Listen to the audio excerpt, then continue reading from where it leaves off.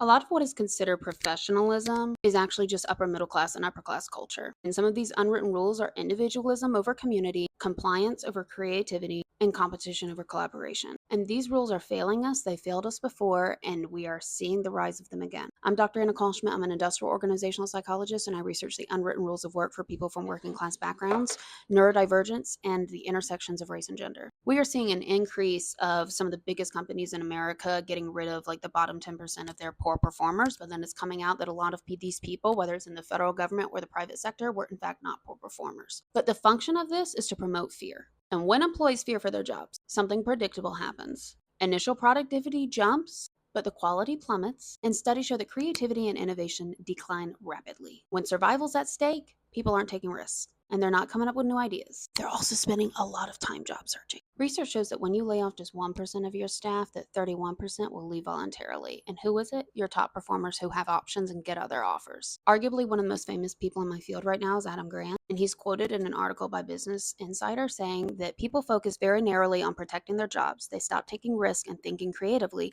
exactly what you need them to do in a turbulent environment, and exactly what you need them to do if you're in technology or knowledge work. Yes, even with AI, as DeepSeek showed us all. And the working class has always known what the C suite tends to forget is that collaboration and interdependence, when you have limited resources, you share them, always trumps toxic individualism and competition with people who are within your own company where you're supposed to be supporting the same mission. Real psychological safety, not fear, drives innovation. I've made several videos on what psychological safety actually is, but even Google, a tech giant, studied over 100 of their teams in Project Aristotle and found that the only thing the high performing teams had in common was psychological safety. It was not intelligence, it was not individualism, it wasn't the rock stars. It was, are people able to freely share ideas? Are they held accountable for them? And can they speak up? That is the opposite of the unwritten rule of compliance that is enforced in a lot of professionalism, aka rich people culture.